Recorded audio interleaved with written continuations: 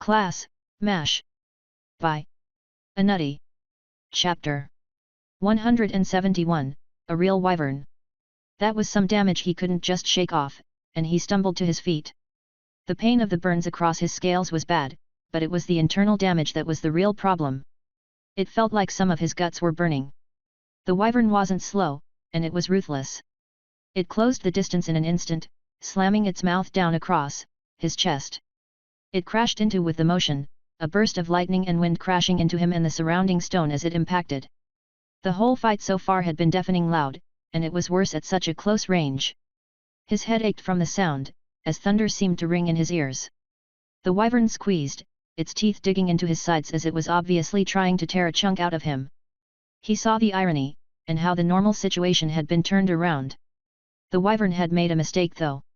Despite its strength, it had underestimated the durability of his scales. It couldn't manage to break through his scales. While his bones strained, he was still able to move, and the wyvern's head was right before. Mash didn't trust that he would be able to kill the wyvern in a single attack, so he aimed for a much smaller goal. Even though he was still a little stunned from the previous attack, he managed to bring his hand down on the wyvern's eye, drilling his claws into the red gem. The monster screamed, and lightning surged across its body as it flung Mash to the side like a dog's toy. Mash slid on his wings as he hit the ground, only stopping when his back hit a wall. The persistent damage was affecting him more than he would have liked. Even with the necklace, he couldn't do much more than keep the pain at bay for the moment. That would change though, and pushed himself to a kneeling position to face the wyvern. Red blood was seeping from where its eye had been. It screeched in pain, turning to Mash in obvious fury. In response, he grinned, lifting the red gem-like eye to his mouth. It was as big as an apple would be. He popped the whole thing into his mouth, biting down on it as the wyvern charged toward him. The wyvern's eye squished strangely as he chewed, reminding him of overripe fruit. It had almost no flavor and he could deal with the texture. He gained more stats than he expected from such a small beast, but it was the monster's lightning affinity he really wanted a part of. Still, Mash wouldn't make the mistake of using lightning again and started growing wood from his body. Nothing complex, just spikes jutting from his body and aiming them towards the charging wyvern. The wyvern stopped a few feet away from Mash, turning midair and slamming him with its tail. It smashed through the wood, but it had done its job, and Mash was able to duck the swing. He rose, trying to plunge his claws into the tail. It didn't work as a gust of wind followed the tail and slid him across the ground. Mash had to remember his positioning and found himself turning the slide into a roll. He pushed off the ground by opening his wings and jumping to his feet. In his dragon form, he had too many extra body parts to make his normal fighting style viable. The wings and tail got in the way too often and were only making this fight harder. It made dodging things like the wind and lightning near impossible, even if he rucked his wings as close to his body as he could manage. They were a problem, but they were something he could deal with. Against lesser monsters, he could use his tail and wings more effectively as they didn't know how to adjust for it. Against the wyvern, he realized how little he took advantage of the limbs. It was something he needed to learn, but not at the moment. Trying something dangerous, Mash grew wood inside of his body and then used his claws to break through the scales with his wings. Thankfully the action seemed to confuse the wyvern and it hesitated. That hesitation gave him enough time to tear off his wings. The tearing sensation was horrible, and he couldn't help but scream in pain as he did so. He considered doing the same for his tail but decided against it. Instead, he just wrapped it around his waist, treating it almost like armor. Wooden wings, that were much smaller than the previous ones, started growing on his back. They were much more useful as he could shape them freely to avoid interfering with his movements. At the same time, he opened his storage space and grabbed a javelin and a sword staff from it.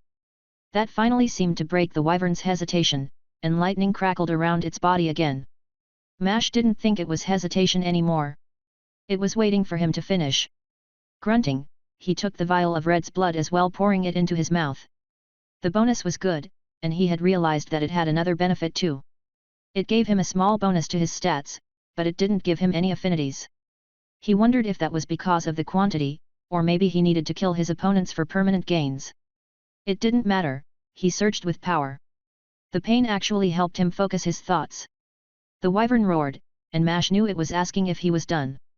His pride stung, and he nodded stiffly. "You first." He yelled the words, his anger bleeding through his words.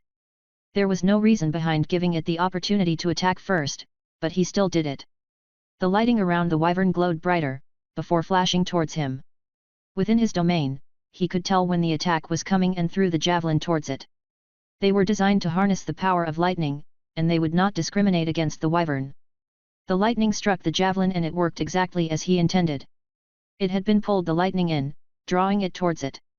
It exploded, but it had managed to block the attack, and Mash wouldn't let the wyvern do that again. Mash jumped to the side, narrowly avoiding the wyvern's talon as it passed through the air beside him. He had seen it move within his domain, and he spun with the dodge, sliding his sword staff across the thing's wing. The wooden blade managed to cut through the wing, much to the wyvern's surprise. He could only grin as he attempted to continue the blow. The additional speed from the buffs helped him catch the wyvern off guard. It parried the blow with a burst of wind, and he could see that it was worried about his weapon. The sword staff had only a single glyph repeated across it over and over. The glyph made it sharp, and there was nothing else on it. There were so many glyphs that the wood could only barely cover the energy requirements. Plus, he couldn't do anything to change its shape or size without ruining the glyphs. Still, it had worked, and that was all he needed.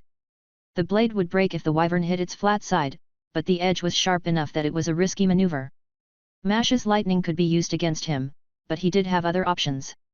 The one thing he had gained from all the dungeons and enemies was a variety of magic, and he should really take advantage of that fact. Even if wind and lightning were both off the table, he still had others. Wooden imitations of Priscilla started pouring out of his body. No real commands were given to them, they simply formed and moved. Somehow the wyvern moved faster than before despite the cut along its wing, and it appeared beside him. He was still fast enough to raise his blade's edge against the swipe of the wyvern's tail. The tail stopped and a gush of wind crashed into him. His blade managed to cut through the wind, but it still sent him backward. He slid across the ground, the blood on it letting him move without lifting his legs from the ground. Imitations of Priscilla jumped at the wyvern but seemed to hit some kind of wind barrier and were torn to shreds. Mash didn't care and more imitations fell on the ground as he jumped forward. Lightning surged around the wyvern, but Mash ignored it.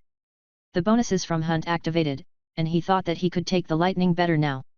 He didn't think he would be immune to damage, but the added speed let him land his attack. The blade slid through one of the wyvern's wings, cutting clean through it. The wyvern screamed, crashing to the ground. Panic had set in on the monster, and it started to shoot lightning off all around it. The barrier of winding growing denser and sharper. Mash wouldn't give it the opportunity to recover as it had, and he charged into the storm that was building around the wyvern.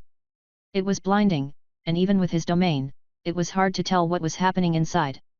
It was easily bigger than his domain now, and Mash assumed the wyvern was using it to heal. He ran into the lightning and wind, letting it hit his body. He felt it but just pushed deeper into the storm. His scales managed to resist most of the damage, but the rest of his body wasn't so lucky. He had closed his eyes to avoid going blind, but his eardrums burst, and he felt the lightning surging through him. He just charged forward.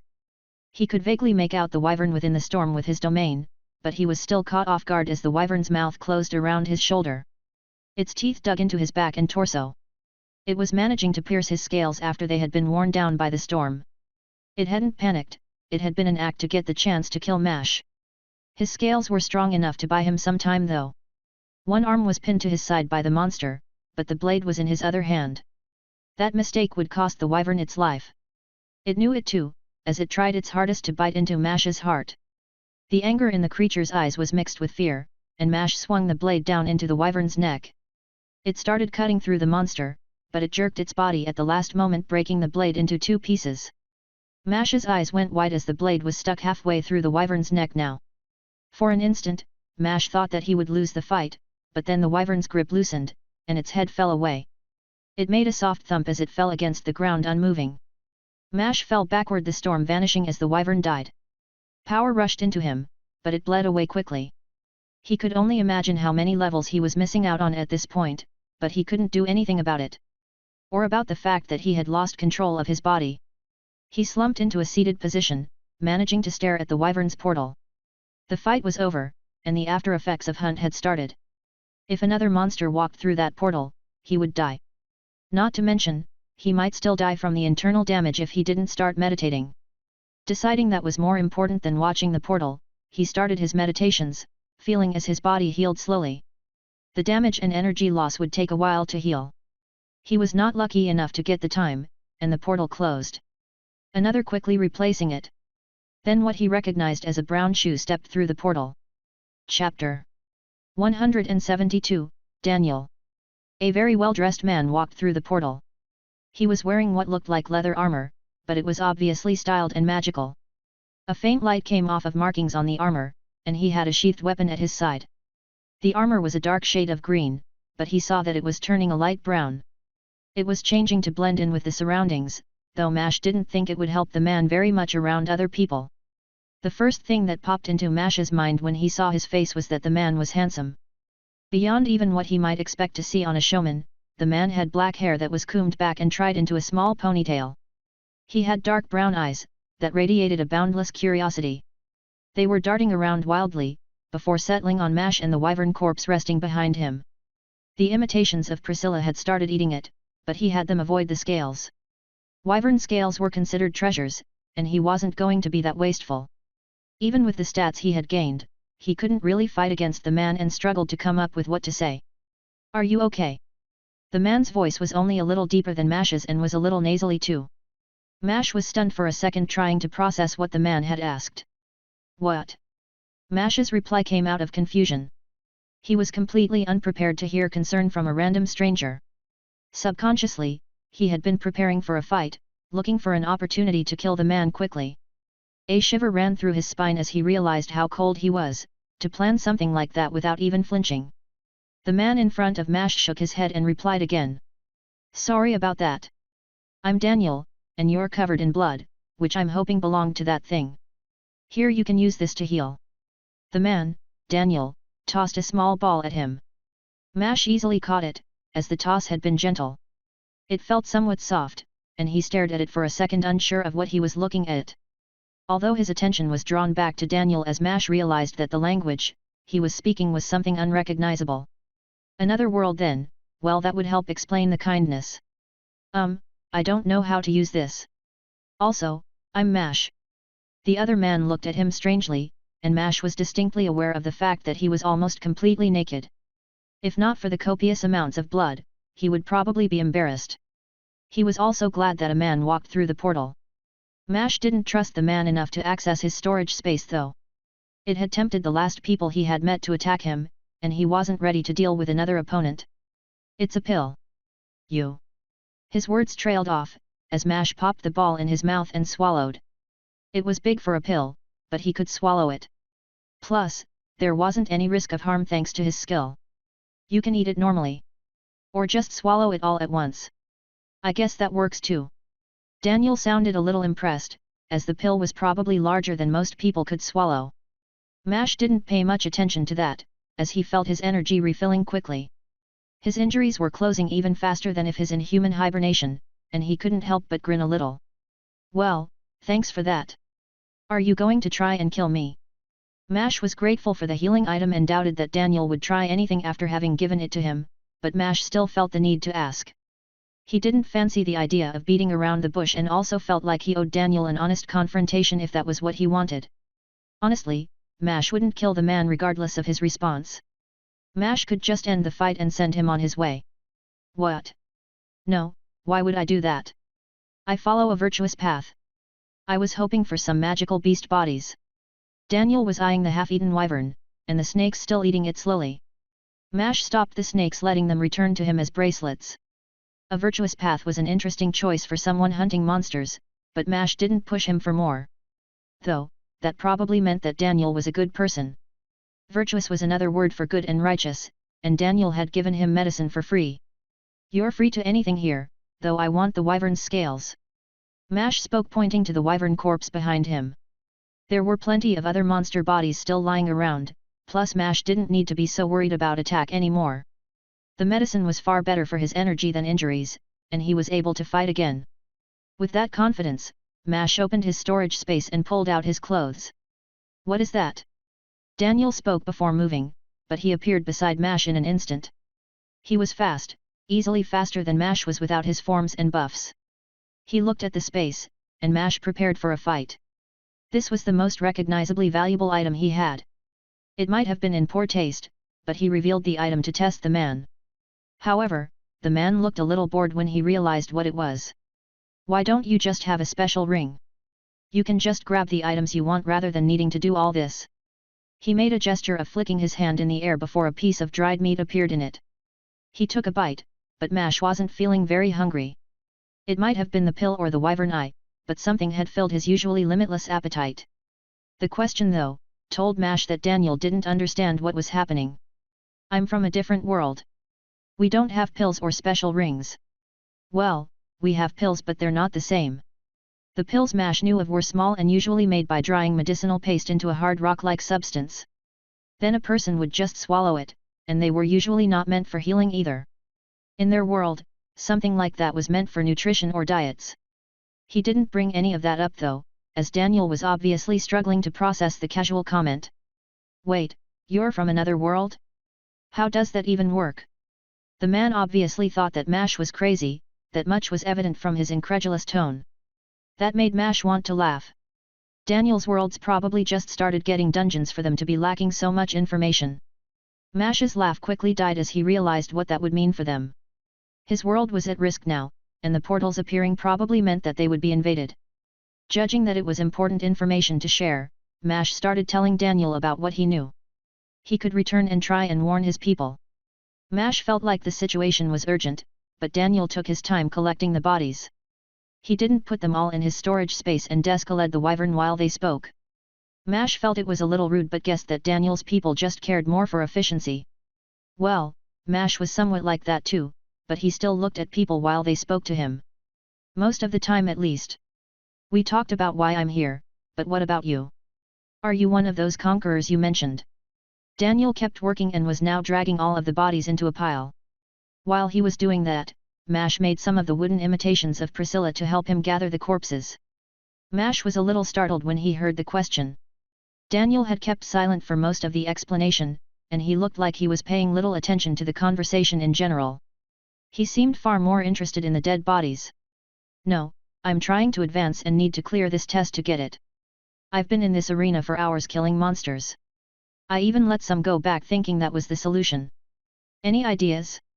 I'm not exactly the best at this kind of stuff. Mash waved his hands toward the pile of monster corpses, indicating that he was much more familiar with that kind of work. Daniel wasn't looking. Mash slowly dropped his hands as he noticed.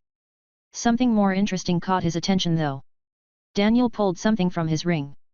It was a cauldron, like what some used to make potions. Mash wasn't prepared for a white fire to spread from Daniel's palms and spread to the monster corpses. They didn't burn but melted into a strange mixture. The smell was awful, and Mash gagged in repulsion. The monsters' entire bodies were melted, and the smell of burning fur and feathers floated in the confined space. Unable to contain his disgust, Mash practically vomited his words out. What are you doing?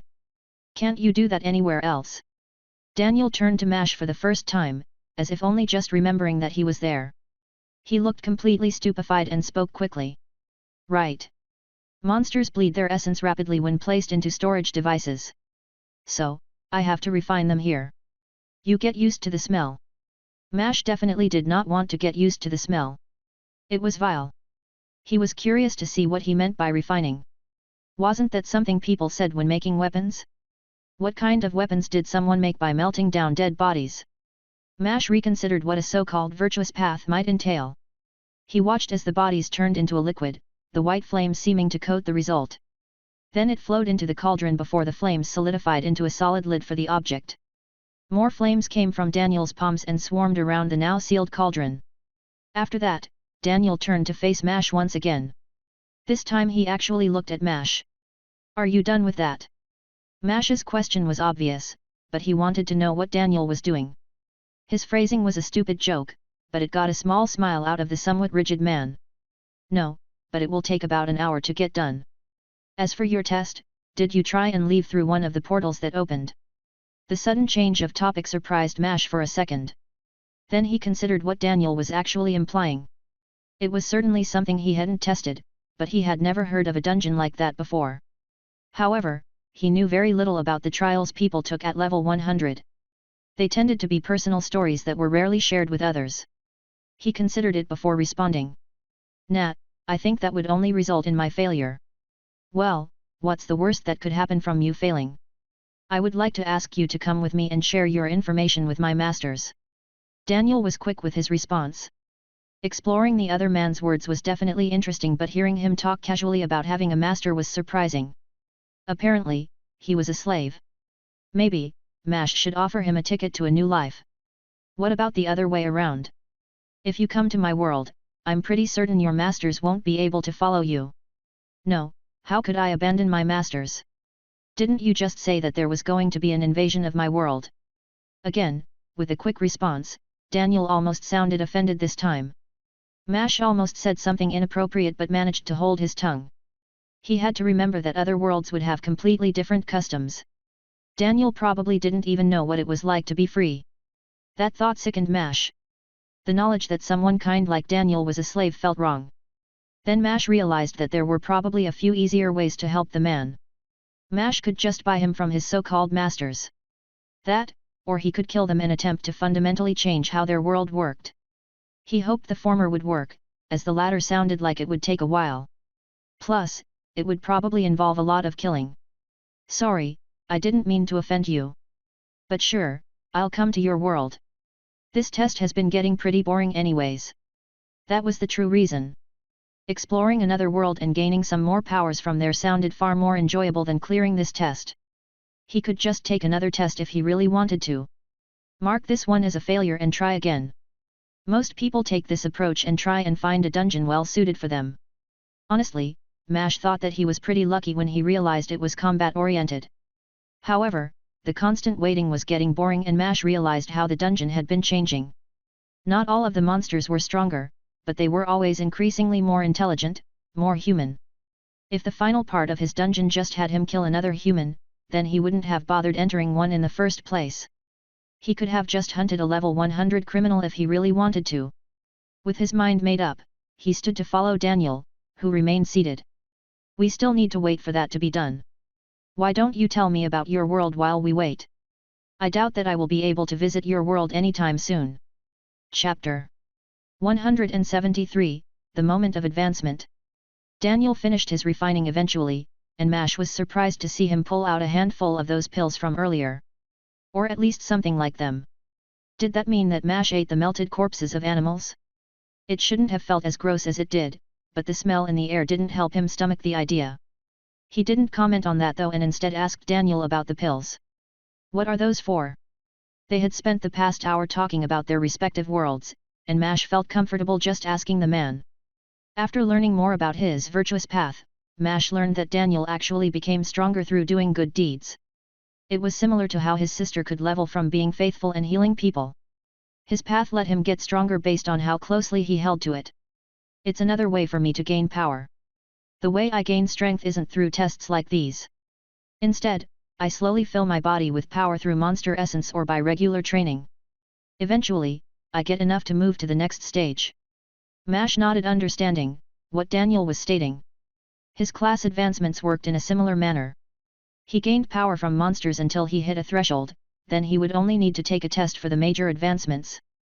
Daniel stepped into his portal, and Mash followed beside him. Even if he failed the dungeon and wanted to return, he still had the key Luna had given him. He bet that it would work regardless of where he was, so he wasn't all that worried about exploring another world. The only thing he needed to keep in mind was that his brother would have a wedding in a year. While Mash had already sent the gift to him, he still wanted to be around for the actual event. Although, it wouldn't be the end of the world if he missed it. Plus, he didn't really know how much time had passed. It could have already been a year for all he knew. His only gauge was his own body's age and that was hard to measure. He could probably tell if he aged 5 years or something, but a single year would be impossible to notice. Well, that was a concern for later as something far more important happened. Once he stepped into Daniel's world, Mash felt like he could advance again. It felt like the block that had was removed. That fact drowned out everything else, and he didn't even bother to gather his surroundings. A quick glance was all he gave his surroundings. They were in a forest clearing, and he didn't see anyone else nearby. Give me a few minutes, I think that entering the portal was the answer. Daniel started saying something, but Mash didn't listen and plopped down on the ground in a seated position. Nothing interested him more than advancing at the moment. Priscilla, just keeps watch of my surroundings. Mash sent her the message, though he didn't know if he could stop his advancement if it came down to it. Daniel was there though, and Mash trusted that he wouldn't betray him like the others. At the very least, Mash didn't think he had done anything to incentivize it. Just in case, Mash formed a shell of wood around himself before beginning. His consciousness was whisked away, and for the first time, he was caught unaware of what he saw. Instead of the usual 3 classes, there were 5 pillars before him. The colors ranged from a pure unsullied white to a black that rivaled the shadows of night. The one in the middle was a perfect balance of the two, a dull grey that seemed to embolden nothingness.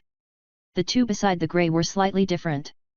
They were half white and half black, but rather than mixing into a grey they stayed separated. The whole set almost looked like they were mirrored around the grey pillar, and the colors were flipped as well. Mash's brother hadn't mentioned the classes he chose not to take. Almost nobody ever talked about those, though Mash wished his brother had told him that there would be more options. It seemed like something that should have been considered relevant. Well, in the grand scheme of things it would change the process at all. He moved toward the nearest pillar, reaching towards it warily. The light it gave off was blinding. He started with the white end, having bad memories of pure black pillars. Especially, after the last one had forced a class on him. Seraphim Envoy, holding a gift from the gods themselves, you travel to other lands to liberate and save their people. To bring them within the protection of your light. Your life is to travel, your goal is to free. You work to unbind the chains of greater beings. The class surprised Mash. Mainly because he had no idea what a seraphim even was. It was probably a monster based on what he was, but it sounded like a divine creature. Mash had been worshipped for being related to a dragon, and he didn't like that experience very much. Liberating other worlds sounded nobler than he actually felt. What he really wanted was to free himself and those close to him. He didn't plan on saving everyone. No, he just did what he could for those that he was nearby. Ultimately, it was the lack of knowledge about the class and the fact that he didn't want to be treated like something divine that dissuaded him from the choice. His sister's life was not one that he envied. It might be powerful, but, for all he knew, a seraphim could be just about anything. He moved on to the next class. The next pillar felt odd. It felt like his mind was splitting just looking at it. The pillar seemed to be splitting him, and he understood why when the information filled his mind. Monstrous Hive Lord, your imitations are embodiments of life. Through decimating armies, you have shown yourself as a lord. Now, it has come time to build that army yourself. The world has disgusted you, and you must conquer it in order to change it as you want. Nobody's mind can rival your own. Claim your position as the dominant mind and shape your world to your desires. Nope. That was the first thing that he thought. This felt like an evil class and one that would send him on a path he really didn't want to walk, plus, it had the Lord title, which was not something he wanted. Not to mention, the class sounded like it would shift his path to one focused on his creations rather than his own body. While that could be useful, he enjoyed fighting too much to walk that path. Dismissing the class from his mind, he held his hand toward the dull grey one. Before even getting close, he felt everything around him just seem to vanish. It was still there, and the other pillars could still be seen, but he felt nothing. That nothingness consumed him as he received the information. Chimeric Vagabond, a traveler to other lands, you crave exploration before all else. Nothing can deter you. As a vagabond, you heed no warnings and bow to none. A single world can have no hold on you, so you seek power beyond it. Engage with beings outside of it. You take the strength from forbidden creatures, giving up that which made you human. You are not human, a monster, or anything else. You belong to nothing and are bound by nothing. Now, that sounded far too in line with his mentality.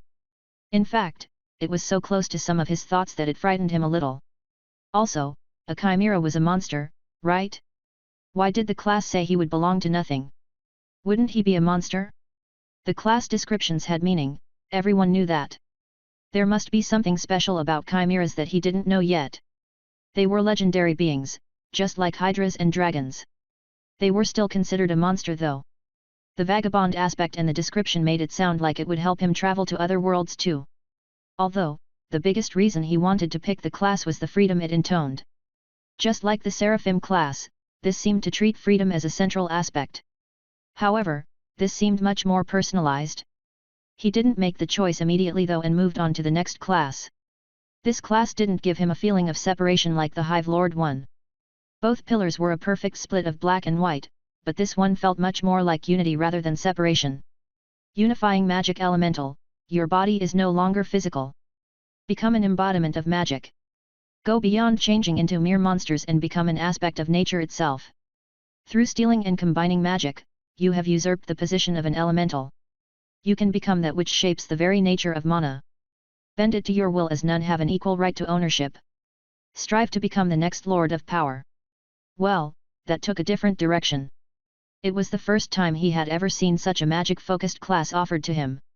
While he had spent a lot of time working on and gaining affinities, he wasn't expecting to be offered something so fundamentally different from his current class. There was a temptation to take it, to expand his powers through diversifying his class, but he knew that would be short-sighted and stupid. After all the time and stats he spent on his current class path, changing it now seemed crazy. Although, he could already guess what kind of skill evolutions he might get. His hunt skill would probably change to just give him infinite energy, or at least something close to it. No, it was not the class for him. He hesitated in even reaching for the last pillar.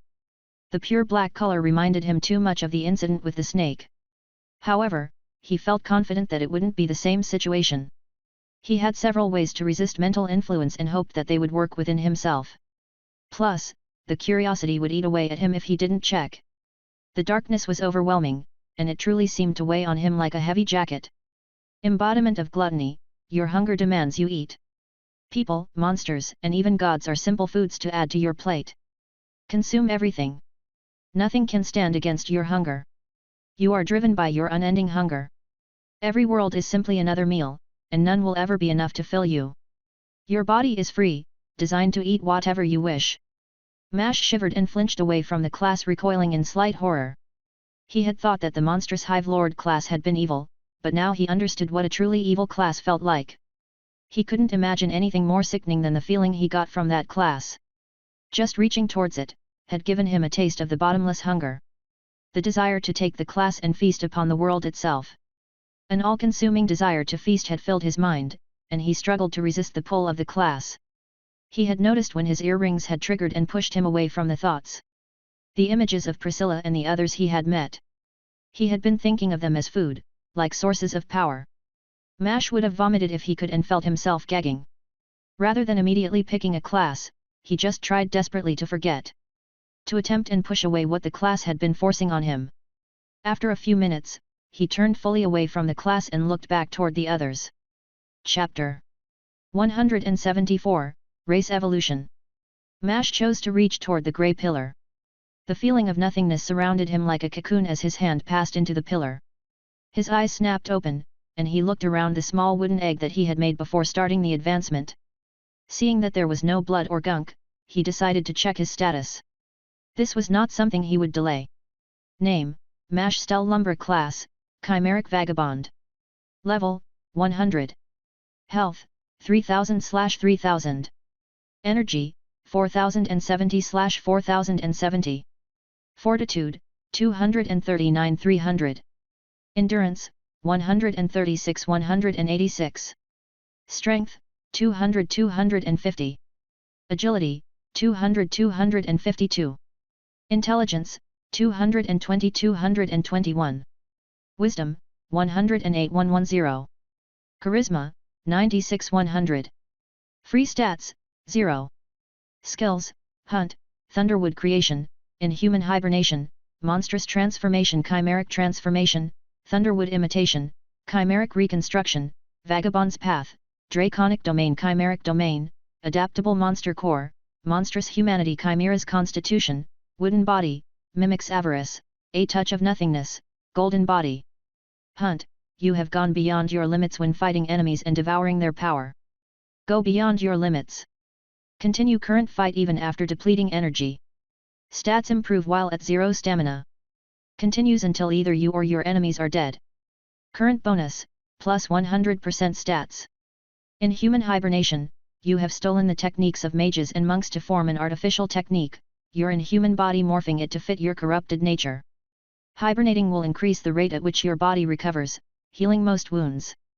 Current rate, plus 200% recovery. Thunderwood Creation, you know how deadly sticks can be. Forge your mana into wooden creations. Lightning has tempered your wood, and it thrums with the power of thunder. Monstrous transformation, chimeric transformation, transform your body taking on aspects of those which you have consumed. Control which aspects to take and combine them to create the perfect form. Greatly increased energy consumption when combining forms. Thunderwood imitation, form imitations of creatures you have consumed, imitating some of their bodily functions through your wood.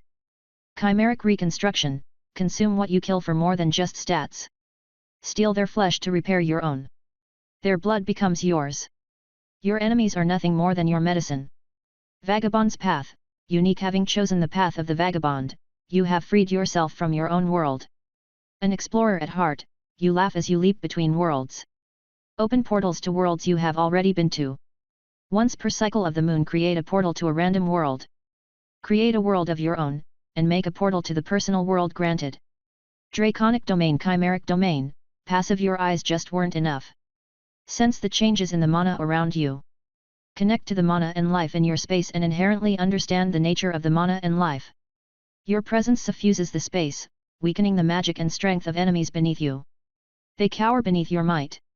Current range, 2353 feet.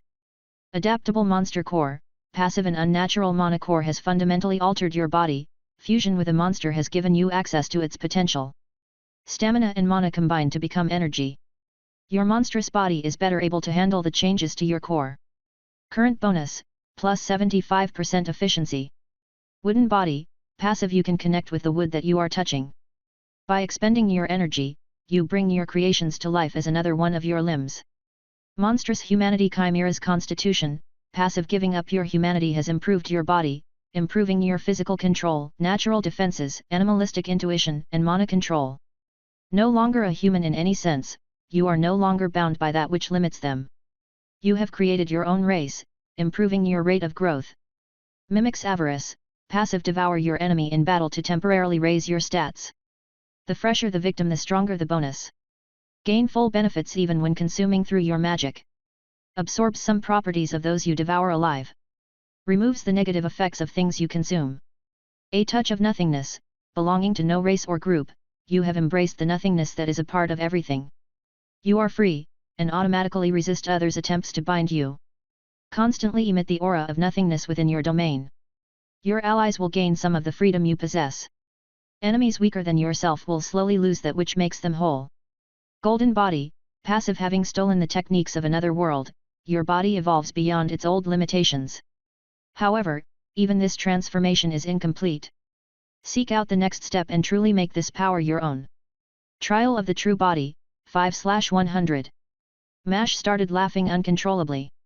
The upgrade had given him a significant number of stats, and many improvements, but he was solely focused on his unique skill, Vagabond's Path. A unique skill was something only one person could possess at a time. If he had the skill, no one else could get it, even if they mimicked his path exactly. Arthur had mentioned that people gained a unique skill at level 100, but Mash didn't realize how incredible it would be. Arthur's skill had been to summon the legendary blade, so maybe, he should have expected something grand. This was beyond his wildest imaginations for a few reasons. It wasn't along the path of the rest of his skills and was instead aligned with his desires more. Even more than that, it implied that he was free from his own world. Assuming that meant the corruption of the class system, Mash activated his earrings. He had to check, to know what had happened. His consciousness was carried into his soul, and he looked around the space. There were some differences, though his attention was drawn towards the clear skies. The clouds that had been the influence of the class system were gone. The marks the previous creatures had given him, had shrunken even further. He could tell what he was seeing, understand it better now. The blue skies were a representation of his class, and the clouds had been something separate from them.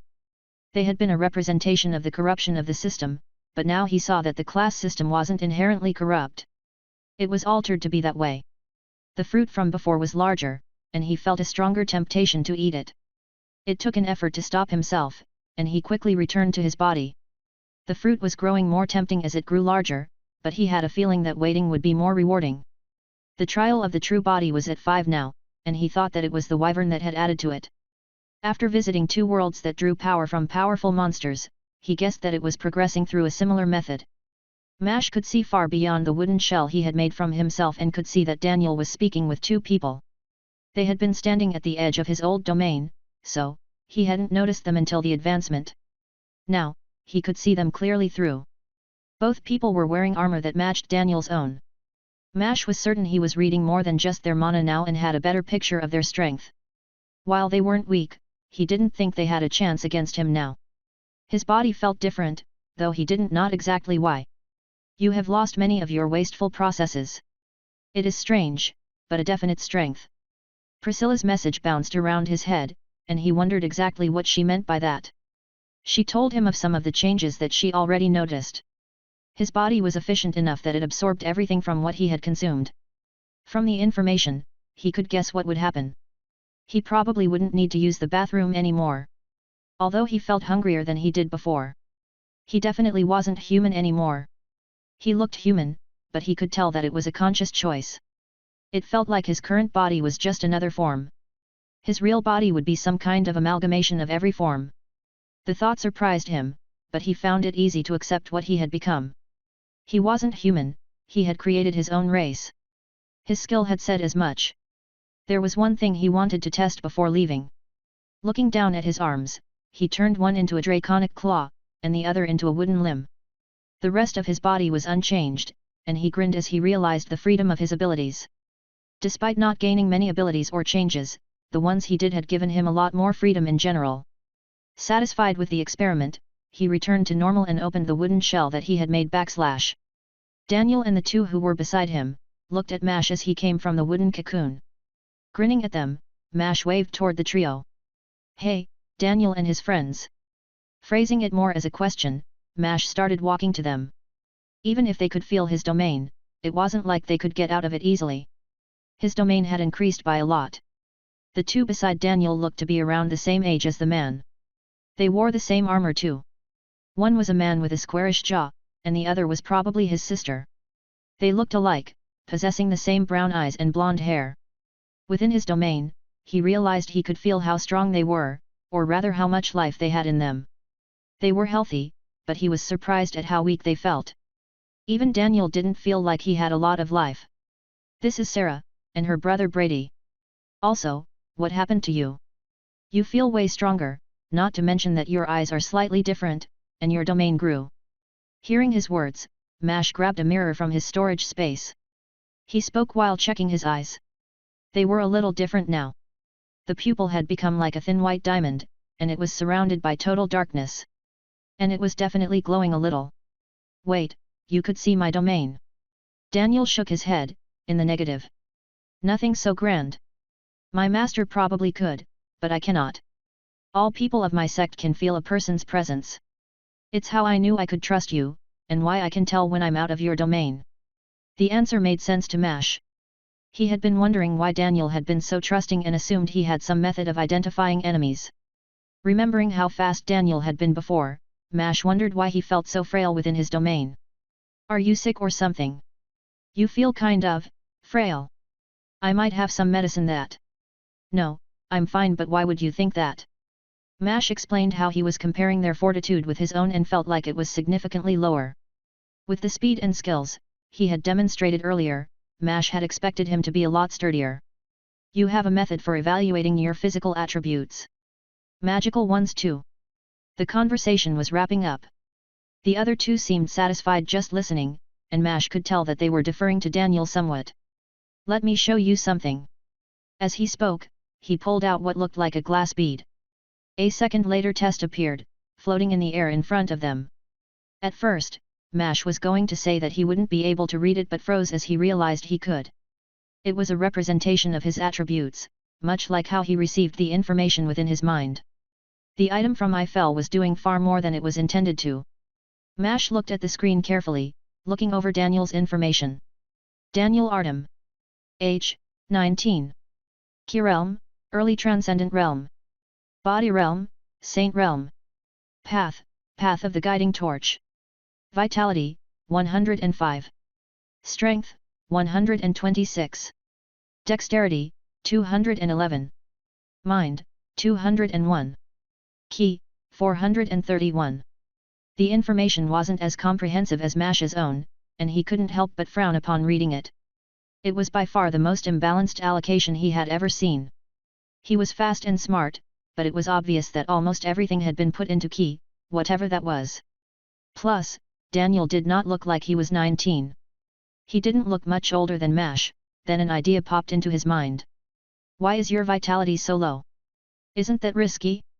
Also, how long are your years, because you don't look like you're 5 years older than me?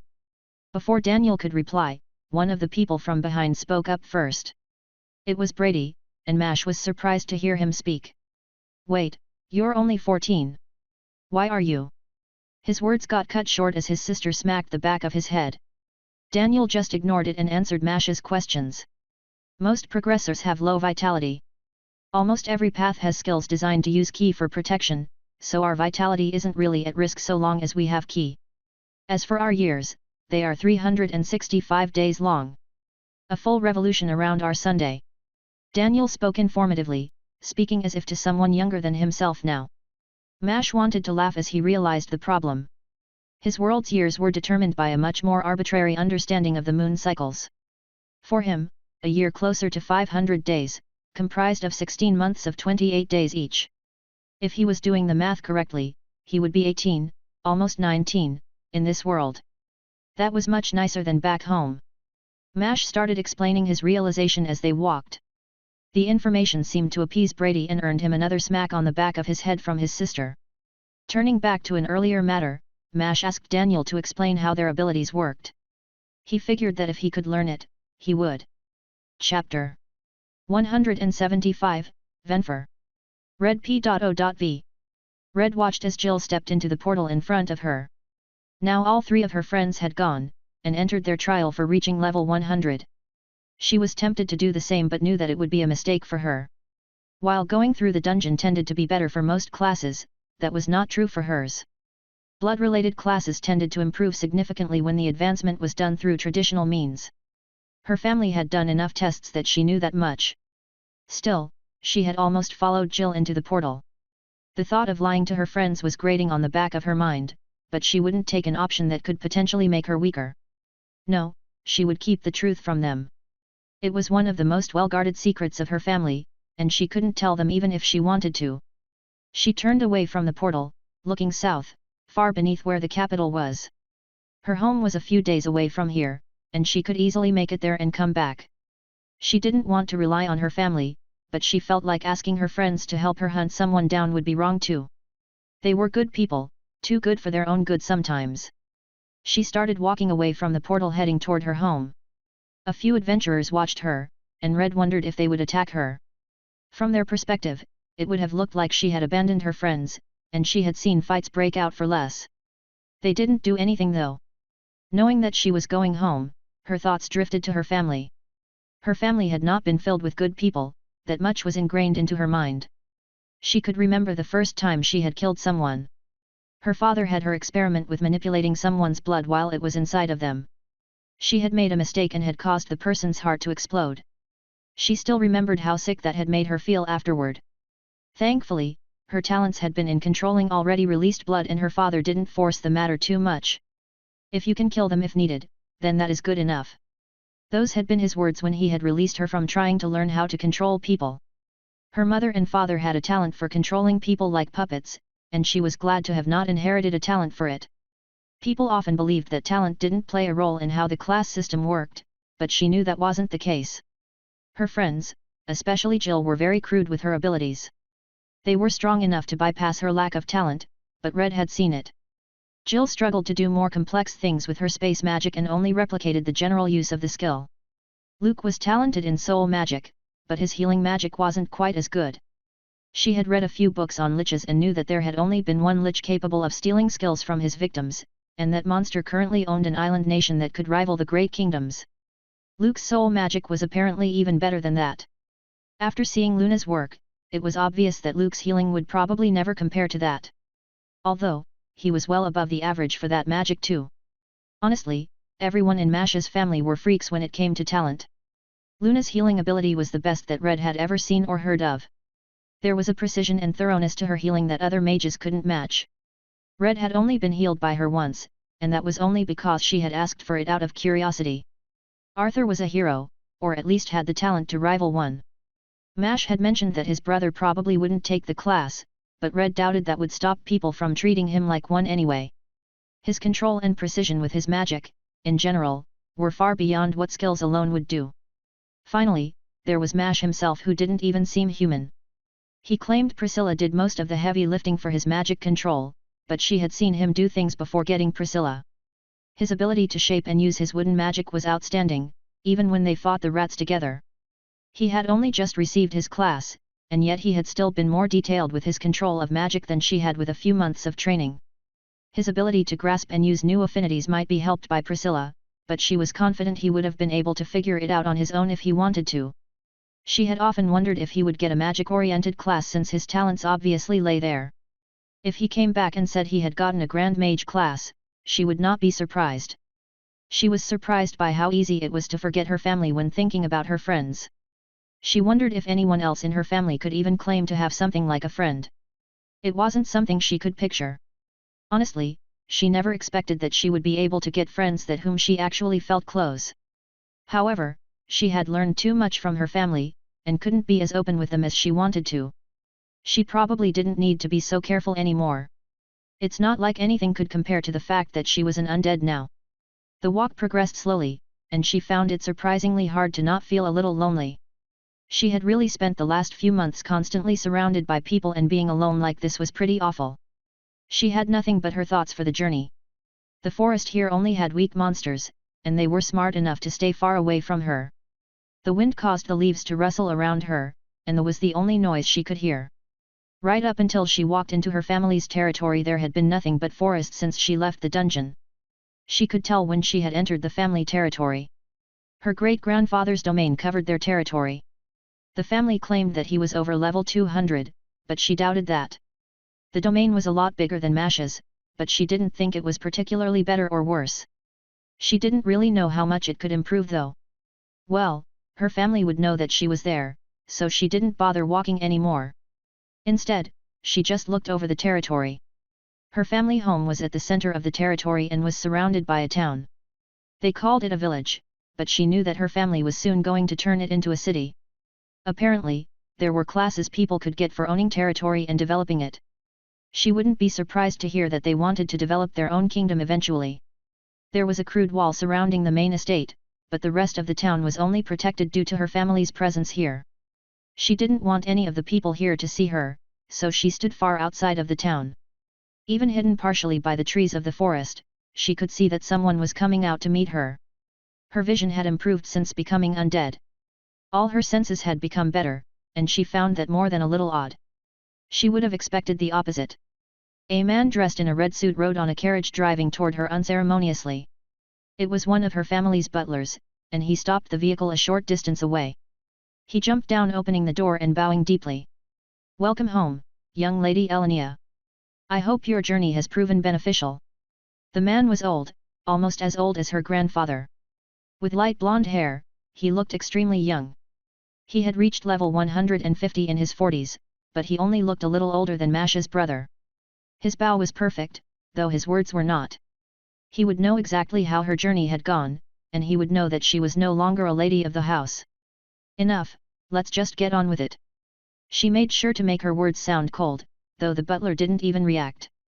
He politely helped her into the carriage, before returning to the front. The carriage, like everything, was comically red, and she sat on red cushions. She would need to get used to being called Elenia again.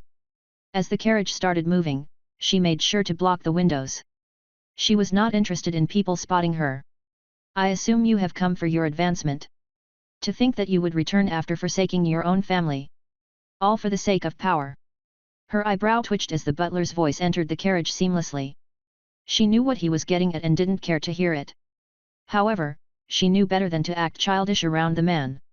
Of all the things she could use to describe the man, kind was not among them. He was trying to bait her, to make her do something so that he could justify some punishment. Honestly, she wouldn't mind fighting him after the advancement. Not because she thought she would win, but because she just wanted to hit him. "You are more like your grandfather than you know. He would have done much the same as you." The butler grew quiet, and thankfully the rest of the ride continued in silence. She didn't need to be reminded of what she was doing. There were no doubts in her mind about what she was doing. Her friends, or rather Mash, were particularly good at finding dangerous or crazy situations to thrust himself into.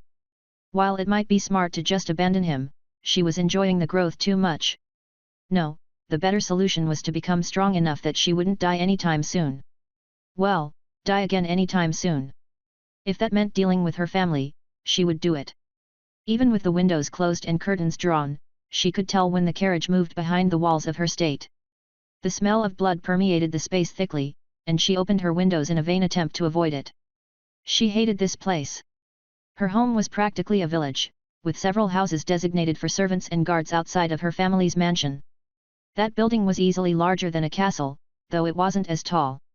It was a brick building, made mostly out of red brick. Most people thought the constant use of red was just for the sake of humor or taste. That was not even close to the truth. The red was because almost everything was made with blood to some degree. The paint, bricks, and even clothes had blood mixed into it. Within this estate, her family was practically gods. There was no grass within the estate, instead, the ground was made of stone, and she could see streaks of red mixed into it. The walls would be the same. It was excessive and reminded her of the repulsive nature of her ability. Eventually, the carriage came to a halt, and the butler opened the door for her. She jumped out, refusing to take the offered hand of the man. He frowned slightly but didn't do anything as another person addressed them. She recognized her father's voice well.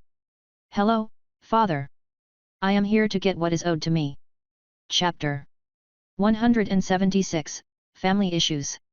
Red's father sat across from her, a large wooden desk separating the two of them. No one else was in the room, as this was his personal office. She sat in an overly large armchair, and her father in one that was slightly elevated so that he could look down on her. She remembered receiving many lectures and other punishments within this room. That's all they were though. He was no longer in any position to punish her, though she could feel the lecture coming.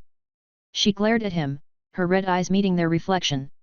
Everyone in their family tended to develop red eyes. Her father was human and had long red and black hair which he kept swept back. His face was hard and chiseled, his expression forever set into a frown as if made of stone. Her mother was beautiful, although that was typical for high-leveled elves. She was much kinder than her father too, but Red rarely got to see her mother. Her mother's class had made her body weak, and she had to be isolated often. Red would make sure that she saw her before leaving. Her father was writing something, an old-fashioned feather pen scraping against the paper on his desk. He wore a dark red suit that would look black from a distance. It was unwrinkled and unnaturally stiff. It was woven with a mix of blood, and he could manipulate it so that it looked perfect. "Well, can we get on with this?" Red spoke incredulously, not bothering with any honorifics. She had used more when speaking with the butler, and her father knew it. His face twitched, and she could tell that he was getting angry. Even if his expression didn't really change, she could read his thoughts a little. "Tell me what you're here for." His voice was flat, not an ounce of his emotion bleeding into it. Although, she noticed the way his eyes narrowed as he looked at her. She returned the glare, unflinchingly staring into her father's eyes. "You know why I'm here. Do you have someone prepared? It can be arranged. I want to know if you are prepared to do what needs to be done." Her father had obviously misjudged her separation from the family. He probably thought that she couldn't handle their cruel tendencies. No, she couldn't care less about that, and she had developed her fair share of callousness. She had left for a different reason, but she could never explain what it was to him. That would only end in disaster. "I'm not so soft that I can't execute someone." That did not seem to be what her father was concerned with, as he slid the paper on his desk over to her. She glanced at it as her father started to speak. "As a family, we can give you your advancement, but we expect you to complete a job for us. I believe you should have some history with her." Red had already tuned out what her father was saying, looking over the document more carefully instead. It was Ellis, the beastman who had forced them into those worthless contracts. The paper was a simple request. Red would need to assassinate her, something she should be able to accomplish easily after her advancement. According to the paper, Ellis was considered a warlord, one who was leading a revolution in Kral. It was a mission supported by the kingdom directly, so she wouldn't need to worry about being reprimanded. She considered rejecting it since her friends probably wouldn't like it, but ultimately decided to accept. Killing someone that she wanted to, didn't feel like something she needed to think about all that much. For most people, attempting to assassinate someone stronger than themselves would be suicide, but it was her family's specialty. They were fundamentally a family of assassins and were trained for killing people levels above them, even those a full advancement ahead if needed.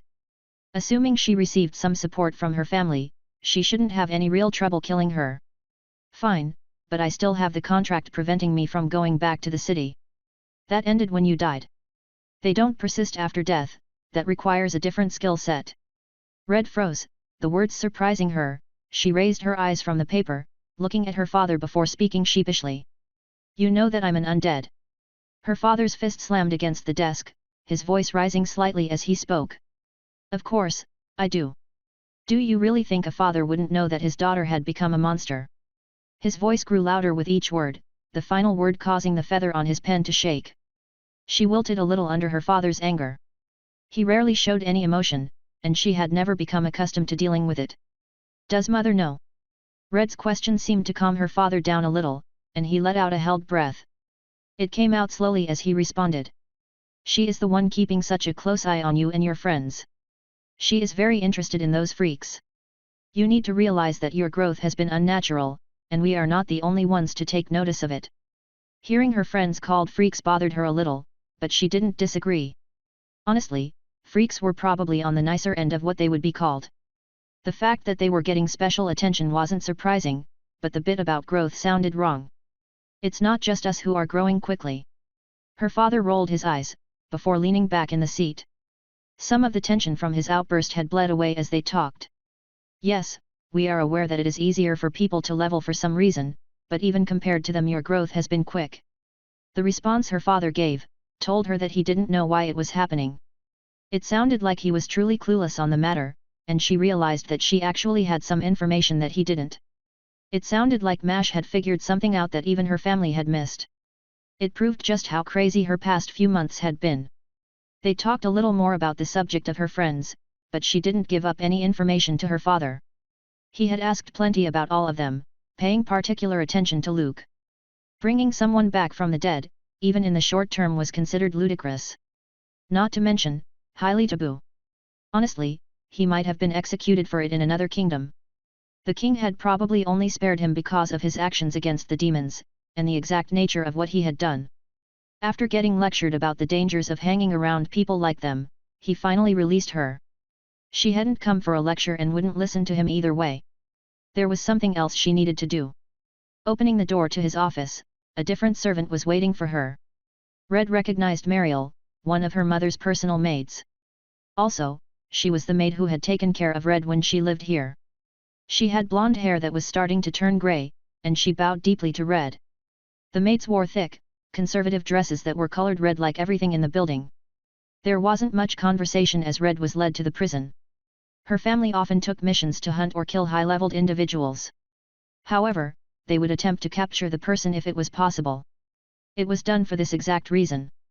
This method of advancement tended to give them classes that would advance their execution skills, making them even more effective. She didn't want to miss the opportunity to receive something like that. Red grimaced as she descended a flight of stairs, entering the stone basement of their house. There were cells lining the walls, though only 4 of them were filled. Capturing people over level 100 wasn't easy, and containing them required special systems. This jail was made by her grandfather and was designed to block the skills of those that didn't share his bloodline. His descendants were literally the only ones that could utilize this place. Mariel stopped in front of one of the cells and opened the gate for Red to enter. Red didn't ask about the person, knowing that it would only make it harder to go through with it. She entered the cell. The metal grates felt cold as her hand brushed against it. Inside, she saw a man chained to the other side of the room. She looked at the man, though he couldn't see her. He wore a blindfold, and she had no idea how long the man had been chained here. The problem with being so high level was that it became harder to determine things like age. His clothes were slightly torn, and loose grey hair fell over his face. The man didn't look very clean, though that wasn't exactly surprising. Red walked over to the prisoner, the blood around her hand slowly morphing into a blade. She would make this quick and stopped beside the man. Looking down at her target, she whispered quietly while driving her blade down his neck. "Thank you." It slid through easily, separating the man's head cleanly. She didn't linger in the room and dashed out of the cell, passing her maid without saying anything. Mariel would clean the room, and Red left it to her. She needed to be alone. The nearest bathroom wasn't very far, and she ran to it, slamming the door behind her. Practically stumbling, she fell beside the sink and vomited into it. Almost exclusively saliva came out, but she couldn't stop herself. She didn't know why it had been so different. It wasn't the first time she had killed someone, nor was it the first time she had done it like that. What she wasn't prepared for was the rush of thoughts that came afterward. Images of how her friends would react if they ever heard about what she had done. The lies that she would need to tell to hide her actions. Mash and Jill didn't have particularly strong morals, but they wouldn't ever do something like this. Luke would especially hate her for it, and her stomach turned at the realization. She had known it before coming home, and she thought it wouldn't matter. Why did she suddenly start caring now? It was far too late for any of these thoughts. She didn't care about the man or killing him, she only cared about how her friends would feel if they learned about it. She needed a distraction, or she would only make herself feel worse. There was an obvious distraction, though she didn't want to advance in the bathroom. It felt a little unceremonious. She turned to leave but couldn't bring herself to enter the hallway. For the chance that she saw someone and would need to feel their gazes and judgment. Her family wouldn't look at her with the disappointment she expected from her friends, but she didn't want to receive their prideful looks either. Ultimately, she just sat down, her back against the bathroom door. The toilet was on the opposite side of the room. Ignoring it and everything else trying to wiggle its way into her thoughts, she focused inwards. Her consciousness carried inwards. She saw 3 distinct pillars shining brightly. All of them were tinted red, one even looked like a river of blood. Another of the pillars seemed like a solid object, yet it radiated a power that she couldn't understand looking at it. The final pillar looked to be made of light, though it was impure and looked like blood that had been poisoned. She could feel some thoughts chasing her, and reflexively reached toward one of the pillars. The information pushed away any lingering thoughts from her mind. Chapter 177, Hated Advancement. As she reached for the solid-looking pillar, her hand managed to brush against it. Or at least, a semblance of her hand did, and she was surprised to notice that it felt like metal. There was a firmness to it that she wouldn't expect from this space. Blood Death Knight, the most powerful soldier of a lich, your powers dip into the realm of death. Blood is your body and armor, protecting you from everything. A harbinger of death, your very presence gives people the fear of death. The touch of death imbues you, bringing about a slow death to all that stand before you. Cold and unfeeling, you are an embodiment of undeath. Red reflexively backed away from the class. It sounded far too much like a forbidden class. At the very least, she didn't really agree with how it described her. Many people wouldn't factor that into their decision, but she knew better now. Classes affected people's minds as much as their bodies and powers. Simply picking the class would probably lead her to become someone she didn't want to be. While being cold and unfeeling aligned with her family's virtues, she realized it wasn't the same for her. At least, not anymore. Coming home had been a mistake, killing the man had been something even worse. Agreeing to assassinate Ellis was a terrible decision. She had been so confident that she wanted this, wanted to gain power through any means, but she was wrong. She should have just entered the dungeon like the others. It was too late now. She had killed the man and made the agreement. Neither things could be changed anymore. Staring at the pillar of hardened crystal, she frowned, seeing nothing in its reflection. She wasn't actually in this space, it was just a part of her subconscious. Still, she felt the fool as she looked at the blood-red crystal. The next pillar she went to was the one that seemed to be like a river of blood. It felt like her hand actually went into the pillar of blood, the liquid seeming to melt into her hand as she did so. The information quickly suffused her mind in the process. Blood-soaked ghost, your body is soaked red with the blood of those you have killed. Your cold and empty soul suffuses your body and powers, turning you into a specter of blood and death. Chase your target through any barriers, killing them in silence and vanishing without a trace. A ghost, in truth, you are able to avoid the gaze of the living. Your attacks aim for that beneath the flesh. The living has no hope of defending against your attacks. Red shivered, realizing the consequences of her stupid decision. These classes weren't weak, far from it in fact. The last class sounded like it would make her an unstoppable force, and this one would make her into the perfect assassin. Any class that had attacks designed for bypassing defenses was powerful, not to mention that this class would be perfect for her mission. However, it was another class that sounded like it would reinforce the things she didn't want to. She was disappointed in herself for feeling so conflicted. Her family's teaching had been ingrained in her over years of repetition, and it already felt like nothing compared to the time she had spent with her friends. She couldn't avoid the decision though and refocused on the class itself. From the information, it sounded like the class would give her some permeability. Probably let her pass through solid objects somehow. The class also implied a modicum of stealth and would give her some skills centered around that.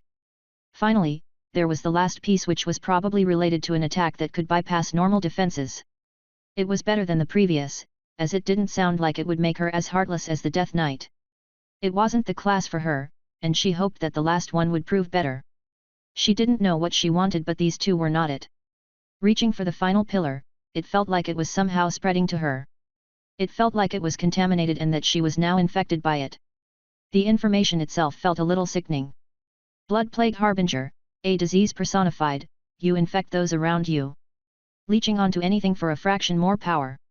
Every attack infects your enemies, draining their life away. It is your vile nature from which your power spawns. Unstoppable and inevitable, you walk the path of death. Pollute the minds of your enemies, affecting them with your self-loathing. Your power corrupts everything, even yourself. She stared at the final terrible option. All three of her classes bothered and disgusted her. They were what she deserved though. What else could she have expected considering what she had done to get it? Her family would be happy with any of the classes, but she hated all of them.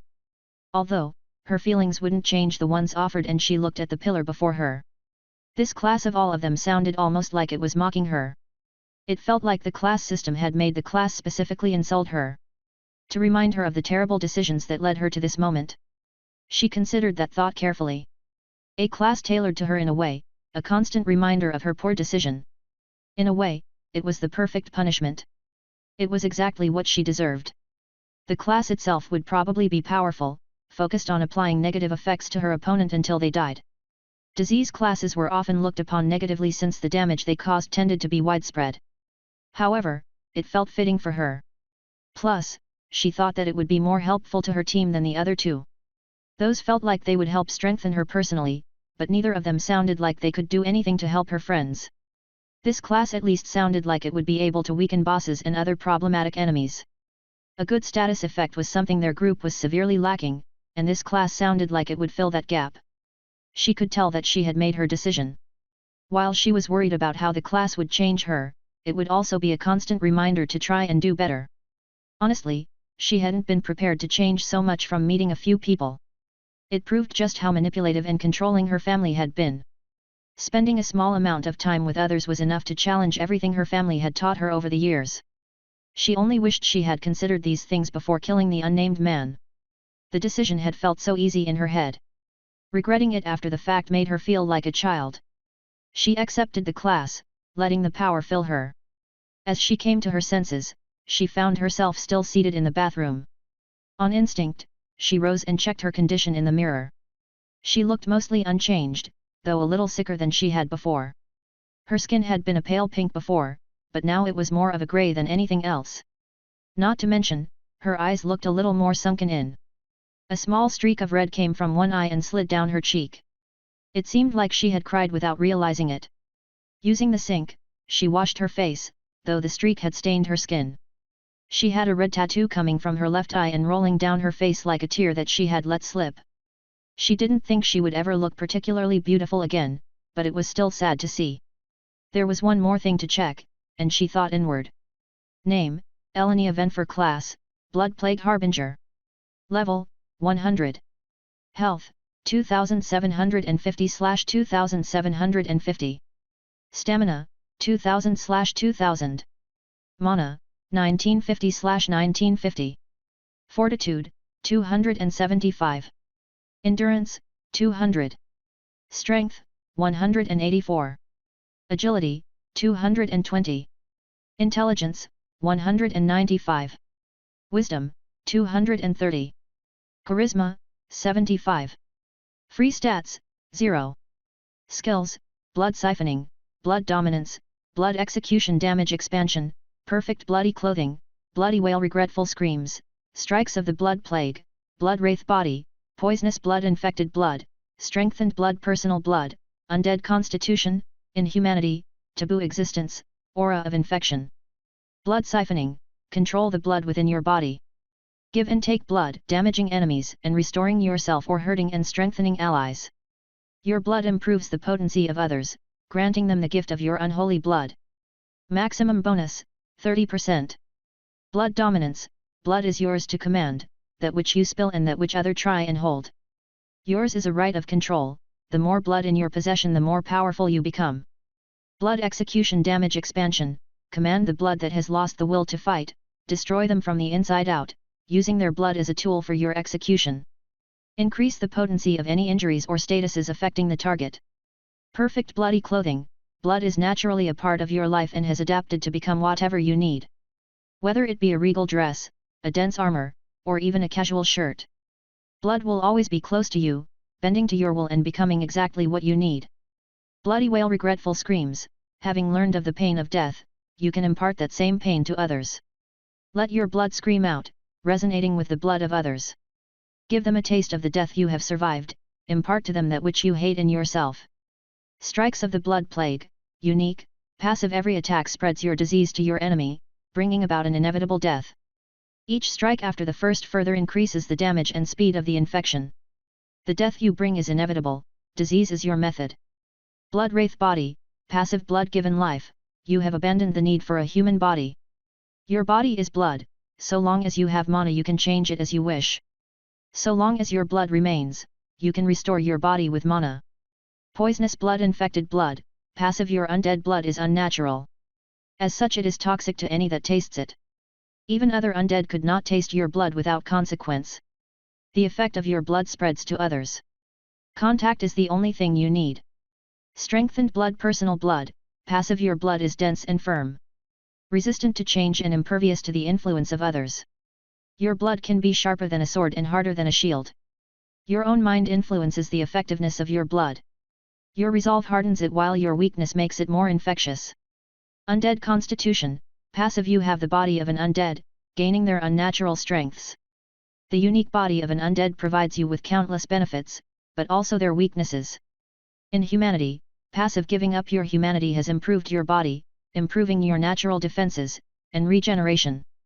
Taboo existence, passive stolen from death, your life goes beyond the plans of fate. To be free from fate is to have the power to resist its influence. Aura of infection, passive your very presence is a disease. Increase the negative thoughts and effects of your enemies, by siphoning them from your allies. Your body acts as the conduit. The information about the class filled her mind, and she frowned. She didn't get many new skills, though many had changed. It looked like the class would do what she expected. It would do extremely well in group combat, but also sounded strong in a one-on-one fight. If her unique skill was to be taken at face value, it sounded like she would be able to kill anyone if she wanted to. She considered what that meant for her but ultimately accepted the class for what it was. She was a killer, and the class would only make her better at it. Though she could change and she needed to remember that the class was her reminder. She left the bathroom, not surprised to see her maid standing outside and waiting for her. It felt like she had spent a long time there. Her maid looked at her with some obvious concern. Red gave her a slight nod, indicating that she felt fine. Of course, my lady. I was asked to give you this from your mother. As well as this. Her voice trailed off, the maid handing her a bracelet and letter. Even without looking at the letter, she knew what it was. It was instructions for the missions and would contain information on Ellis. The bracelet was more interesting. Her mother's gifts were always valuable, and she would only give Red the best magical items. She was tempted to attune to it immediately but decided to hold off until actually speaking with her mother. Red owed her that much after running away without even a goodbye. Looking back at Mariel, Red spoke easily. Tell my mother that I will come to speak with her. Chapter 178, The Virtuous Sun Sect. Mash followed Daniel to the city of the setting Sunday. The man had been eager to share things about his home. Mash thought the name sounded pompous, although Daniel's explanation of his sect revealed that everything would be like that. It was called the Virtuous Sun Sect, and he said that it sat atop a mountain. The name was arrogant, but he guessed it fit a place run by slavers. It was surprising to hear about how the sect functioned. Apparently, it was run by a handful of masters, each of which owned dozens of slaves. Hearing Daniel talk about it was surreal. Everybody in the sect fought over being selected as a slave. Then they would go from doing simple work to more complex work, and it didn't sound like they got anything in return. They got stronger by doing the work, but none of the work sounded like something they needed to become slaves for. Honestly, Mash didn't think the sect really did anything for them. Most of what it provided was something they could get on their own. He didn't like it and wondered how his brother would feel about getting some new additions. Daniel seemed nice enough, and it sounded like Mash had the skill to make portals now. He might be able to take everyone to his world if needed. Even though he didn't take the Seraphim class, he still wanted to help people if he was able to. Now that he was thinking about it, he could probably go back to the previous worlds he had been in and get people out of them. Free them from the shackles his world had placed around them. Although, there was a good chance that would cause problems with his world's owner, and Mash didn't think he was ready for that confrontation just yet. He was lucky that his previous actions hadn't earned him a punishment. His thoughts shifted when the city itself finally came into sight. Daniel had said it had been stationed at a mountain, and Mash thought that would mean at the base. Instead, he could see buildings sprawling up the mountain and even noticed a building at the very top. It looked like an elaborate castle, and the top of the building even went into the clouds. Mash's first instinct was to think that it would be cold all the way up there. Quite the sight, isn't it? I have yet to see a city that can match the beauty of the section. Daniel spoke with a fondness that Mash hadn't expected from the man. He was strangely emotional about certain subjects, but most things didn't seem to matter much to him at all. His voice was almost always placid. The mountain was rather tall. It stood alone, seeming to sprout from the forest. It was unnatural. Something this large should be surrounded by a range of smaller mountains. However, he guessed this world didn't conform to the structure of his own. Mash's eyes lingered at the top of the mountain, a realization coming to mind as he watched it. The person we are going to meet is up there, isn't he? Do you guys have a quick way to the top? He spoke while looking at the great distance they would have to walk to get there. While they were moving fairly quickly, it would still take a while to scale a mountain like that, and Mash found himself asking the question. Daniel's face didn't change, and Mash somewhat expected his response. There is a staircase. The journey to the sect is a test we must take. It should be no problem for one of your strengths. We should be able to arrive quickly too. Mash considered his response. Walking had its advantages, as it would let him see the city.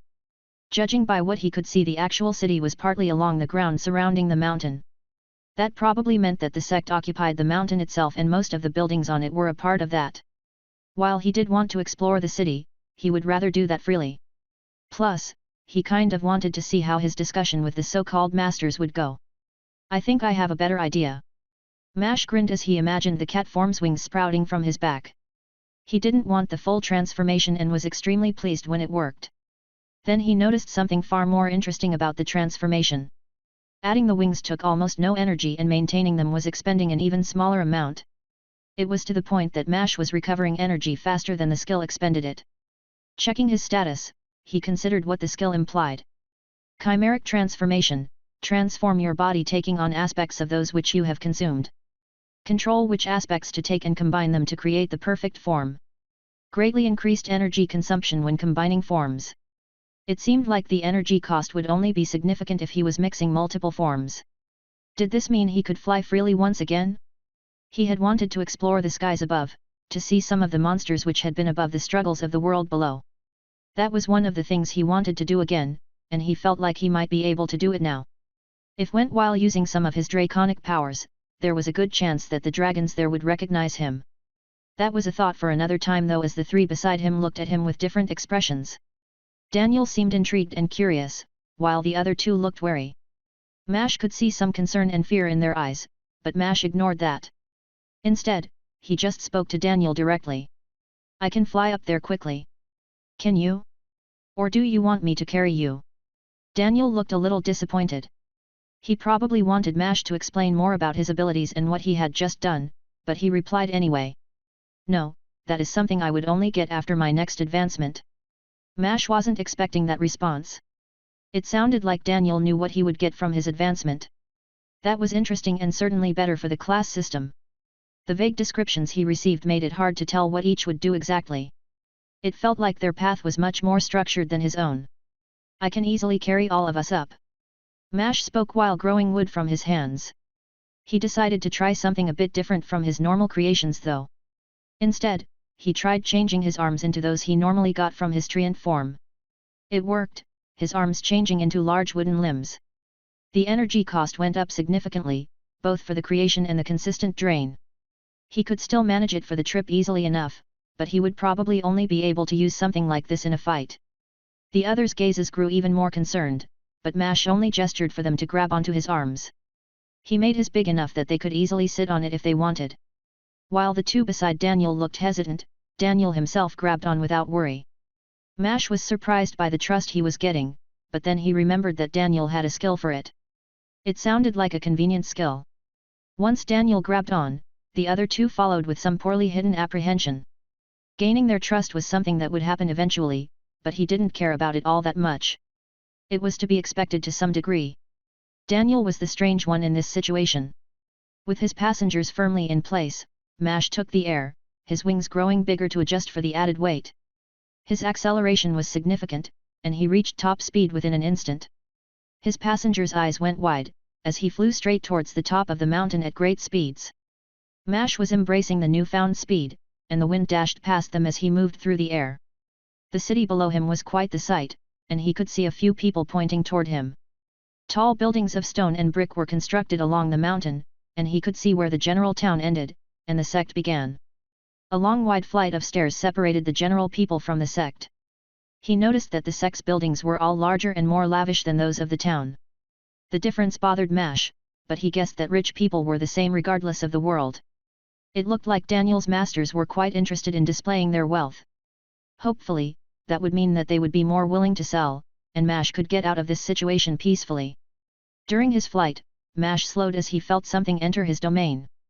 He slowed significantly, coming to a complete stop. There was a barrier of some kind in front of him. There is a barrier here. Can I pass through it, or will that cause some problems? Mash spoke loud enough that any of the three would be able to answer. Daniel was the one to answer, the other two seeming frozen from the trip. The two were looking down anxiously. It is one of your gathering formations. It is not harmful, it draws in energy to make the mountain a better place to train. It also works as training, and you will probably experience some resistance as you get higher. Mash nodded and flew on. The resistance Daniel spoke up was negligible at best. Honestly, Mash only noticed the change because he was looking for it. It was as if he had suddenly become heavier, though it wasn't a big change. He could feel the weight increase as he went higher, and it reached a peak once he passed the clouds. It almost felt like the clouds themselves had been another barrier. The clouds had felt unnaturally dense, and the weight had been most significant as he passed through them. The white mist had clung to him, and he felt like it was attempting to drag him down. Although his new stats made it so that he could easily ignore the added weight. He approached the building at the top, a spire-like building made of some fancy stone. It was black with specks of gold mixed into it, and Mash felt a little disappointed by the gross display of wealth. It seemed like something a self-proclaimed god would build for themselves. Mash's impression of this master was growing ever worse. The Spire of Stars. Home to the head of the sect, and my master, Gerald the Forgetful. The reverence in Daniel's words bothered Mash. It reminded him of how he had first been treated when he had met Eiffel. Mash didn't think that anyone deserved treatment like that, but he would find out soon enough. The man's name was a surprise. How did someone earn a title like Forgetful, and what did that even say about the man? It didn't reveal anything about the man, though Daniel had said it with pride. It was probably some strange symbol of power. Mash wondered where he would find the man but realized that it would probably just be at the top. Along the walls of the tower, he had noticed several windows and was able to glimpse inside as he flew along the side of the spire. His domain let him peek inside, and he noticed a few people were working inside. While he couldn't see all the way through the building, he had seen enough to spot over 10 people inside. He wondered who all those people were, but after seeing a few people doing mundane chores, he assumed that they were probably more slaves. Mash sped up for the final distance, and landed at the top, dropping the three as he did so. His wings billowed out like a cloak as he landed. Mash was a little surprised at what he saw. From Daniel's description, Mash was expecting one person, but there were 5 people on the roof. They sat on pillows, all of them were facing toward him, seeming like judges ready to impart a punishment. I did not realize you had summoned others, Master. My apologies for disrupting you. Daniel bowed at his waist, his head pointed toward the ground as he spoke. His tone was formal, but Mash heard the worry in his voice. The other two were worse off. Both were practically prostrating themselves before the 5 masters, their heads bowed, and foreheads touching the ground. Mash decided he really didn't like these so-called masters. Chapter 179, Sect Masters. The masters of the sect all had some distinct features. They were younger than Mash expected, and all of them had long hair. Male or female it didn't seem to matter to them, and each of them had hair long enough to reach their waist. He looked over their overly attractive features with a sense of strange inhumanity. The irony of his thoughts didn't go over his head either.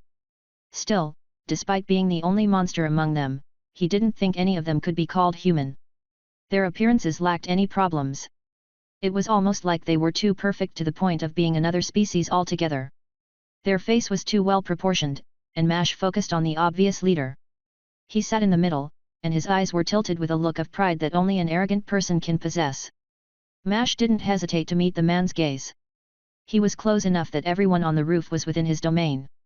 He could compare his own strength to theirs. He realized that the upgrade to his domain was letting him evaluate both their chi and physical abilities. It was like he had developed a new sense, and he was able to understand the strength of their lives. This sense was one belonging to a predator. Confident in his strength, Mash stood before the masters with his gaze held high. Mash spoke first, feeling like he needed to take control of the conversation. Hello, I'm Mash. Daniel brought me here to warn you guys about an upcoming invasion. Rather than try and be careful with his words, he decided to just speak bluntly. All of the masters looked equally offended when he spoke so casually. The information probably warranted more seriousness, but he didn't really respect these people. It only took a second for the leader to regain his composure, and his words seemed to shake the others as well. Hello, young man. I am Gerald. I am unsure what my disciple has said of me, but there is no need to act rudely. The man's voice wasn't deep, and it reminded Mash of how the king spoke. The vague sense of omnipotence came from the way he spoke. Although, Mash's mind was fixed on the word disciple. At that moment, he realized exactly how stupid he had been so far. He decided to blame the translation item, though he knew that it was his own stupidity. The word master had led Mash's mind to slavery. He should have asked for clarification on the term. There were some people back in his world who would call their teacher master. Although, it wasn't very common. He felt like a complete fool. He had come up with an assumption and stuck to it, without really considering what Daniel had been saying. Now, the pieces fell into place within his mind. A sect was more like an advanced school, and the masters chose to teach the best students. The missions he had seen as forced labor was more like assigned work. Thinking about what he should do to apologize, he realized that telling the truth was probably the best choice. I'm sorry. I had made some horribly incorrect assumptions, and assumed you guys would be assholes. Mash's words grew quieter as he spoke, and Gerald flinched at Mash's final word. Daniel even turned to look at Mash, his face was contorted with confusion and rage. Avoiding Daniel's eyes, Mash just waited for a response from Gerald. I don't even know how to respond to that. How did you even get that idea in your head? And please don't use language like that again. Mash winced at the hurt, confused expression of the man. The reprimand was surprising. While his language wasn't perfectly clean, it wasn't particularly bad. Although, as he thought about it, he didn't know how exactly the word was being translated. Asking them to explain probably wouldn't be for the best. Also, he didn't want to bother explaining where his misconceptions had come from. The item I use for translation probably lead me to the wrong conclusion. So, if I misspeak, it might just be the item. Despite feeling somewhat apologetic, he didn't feel any desire to bow his head. The people in front of him still looked unnatural and prideful. Mash hadn't bowed his head to the world owners and was not going to start doing it for a couple of old people. It didn't seem to bother them either, or he wondered if they had skills like Daniel. None of them felt hostile, though 2 of them did look angry. He chose to ignore those gazes and focus on Gerald. It is not a problem, but what did you mean by invasion earlier? Despite the urgency of the words, Gerald sounded casual as he brought it up. Honestly, all of them seemed unconcerned. That bothered Mash more than their oddly perfect appearances. You don't sound very worried. The sect has survived much, and it will certainly prevail again. Mash could hear the complete confidence Gerald had in that statement. They spoke with baseless arrogance. One that would lead to their failure. Mash could tell that they wouldn't even be able to stop him, let alone the strongest people of his world. Although, since he had passed level 100, he guessed that would put him among the best.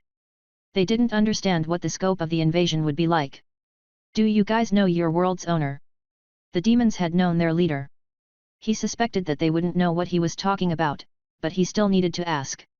Even before getting a response, the people's expressions confirmed his suspicions. They had no idea what he was talking about. His explanation would need to start from the beginning then. He didn't wait for a response and started telling them of the situation. The conversation started with him explaining what a world owner was. Then he shared what he knew about other worlds and how to get there. Finally, he went to explain the invasion. He told them how the scale would span the entire world and losing would mean complete subjugation to another world. Still feeling apologetic, he even shared what his world had done to others. He explained the dungeons he had been in. The people who had been dominated by his own. How his people had conquered worlds without even knowing the reason. The confident expression the masters were keeping was breaking slowly, and Mash realized he probably could have shared the information with some more caution. He basically just dropped it on their heads and said that they needed to deal with it now. He needed to break their arrogance, to let them understand just how dire the situation was for them. Even his world struggled with the invasions, and he imagined they would struggle more. He could scarcely imagine how many people would die here. Are you the strongest people in this world? If these masters were as strongest people in this world, then he didn't think they would be able to survive against an invasion. It took a second for them to process that he had asked a question. All 5 of them were rattled, and Daniel looked petrified. The other 2 still hadn't raised their heads, but he could practically feel the fear radiating off of them. He wondered if that was a product of his evolution or just some intuition. No, though we are close. I believe there are only a handful of people at the realm above mine. Gerald was the one to respond, and Mash grimaced. While Mash didn't know exactly what being in the next realm meant, he doubted that they would be as strong as him. Even Gerald would need some incredible skills if he wanted to keep up with Mash. Thinking about what he could do, or what he wanted to do, Mash came to an obvious conclusion. If he could make a portal back to his world, he could take these people with him. It would save them, but the world would be even more likely to fall into that situation. He could stay and fight with them. Depending on how powerful the invading world was, he would have a pretty good chance to win. I think I can bring you guys to my world, but I don't know how much better that would be. Plus, that would mean abandoning the rest of the world. Mash evaluated the expressions of the people as he spoke. Almost all of them didn't seem to appreciate the implication. The only one who even looked to be considering his offer was Gerald. He seemed like the only one who understood what was really at stake. However, he didn't try and oppose the other masters and shook his head in refusal. No, we cannot do that, though perhaps sending a few of the most talented away might not be the worst idea. At least preserve our path for future generations. Gerald sounded sad, his words were those of resignation. The other masters felt more subdued once they heard them too. Gerald was the leader for a reason, and Mash could see why. It seemed like he was the guiding voice, the one who could see the greater picture. There was little any of them could do about the situation. One of the other masters, a woman who sat on the far left, spoke. It was the first time someone other than Gerald had spoken. We must send word to the other sects, even the evil ones. We must all take the fight where we can. It is the only way. Gerald nodded to the woman, and she rose from her seat. She gave Gerald a small tilt of her head, before flying into the air. It was strange to see, reminding him of how Red flew. There was no need for wings or anything along those lines. It was as if something had grabbed her and was carrying her through the air. When he saw that, he was reminded of the wings on his own back. He had forgotten to change them back. He had changed his hands back but didn't remember the wings. The wings slowly dissipated, shrinking back into his body after a few seconds. So, you plan to fight? I will do what I can to help, but I need to test a few things first. Mash spoke, informing them of his intentions. Despite only knowing these people for a short time, he knew that it would feel wrong to just abandon them. It would leave a bad taste in his mouth, especially considering the kindness Daniel had shown thus far. Sighing, Mash realized he was making his life as difficult as possible. The thing he wanted to do was go back to his world and see how much time had passed. He needed to know if he was wasting years here or not. Plus, he would grab any of the others who had finished their trials. They didn't have a perfect method of communication, but he had left each of them with an imitation of Priscilla. If they were in the same world, he would be able to sense it. Even if he wasn't there, the body of Priscilla left with his sister would be able to sense it. It would be an effective way to know if anyone was present. Gerald still had a lot of questions, and Mash was the only one with any answers. The discussion carried on for a while.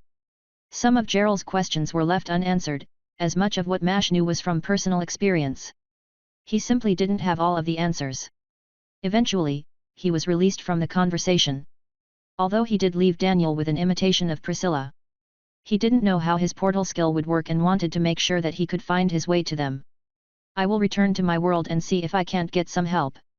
I'll be back as soon as I can. He would be back soon. While he was concerned for these people, he was quickly growing excited. It was finally time to test his unique skill. To discover the power behind his level 100 advancement. Chapter 180, Fey Trial. Jill stepped into the portal, Red looking on from behind. Jill noticed the strings attached to her friend didn't lead to the portal but didn't bring it up.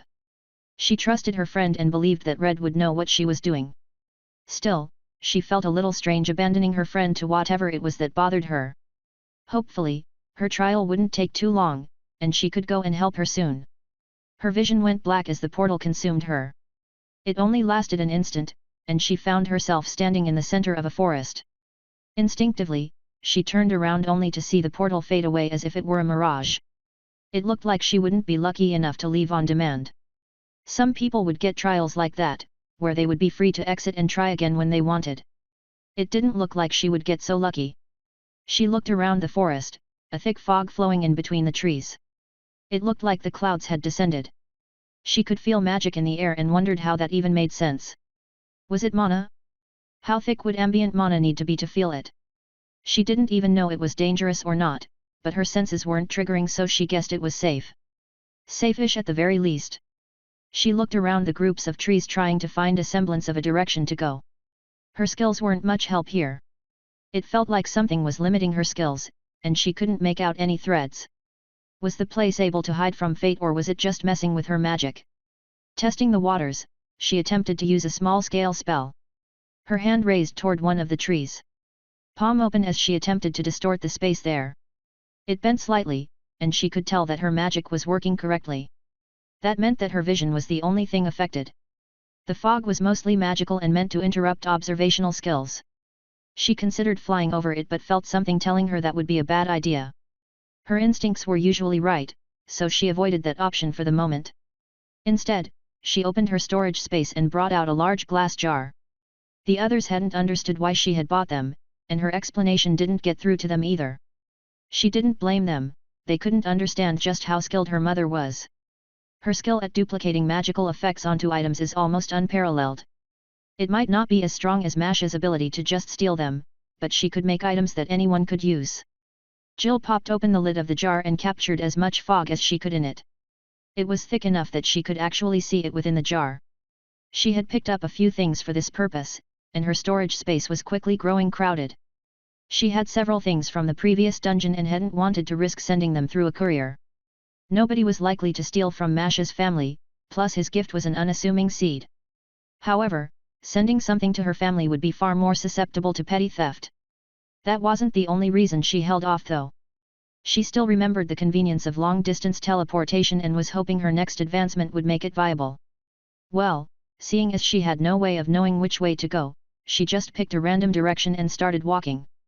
The forest looked identical, no matter where she looked.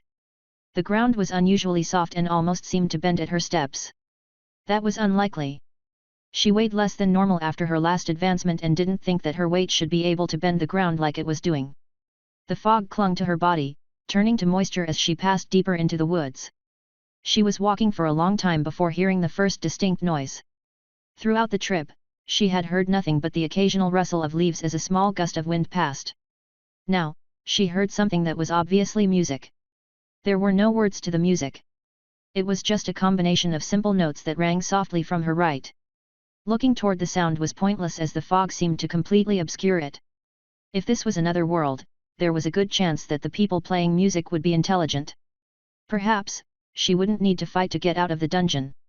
While she wasn't as against fighting as Luke, she wouldn't try to start a fight where one wasn't needed.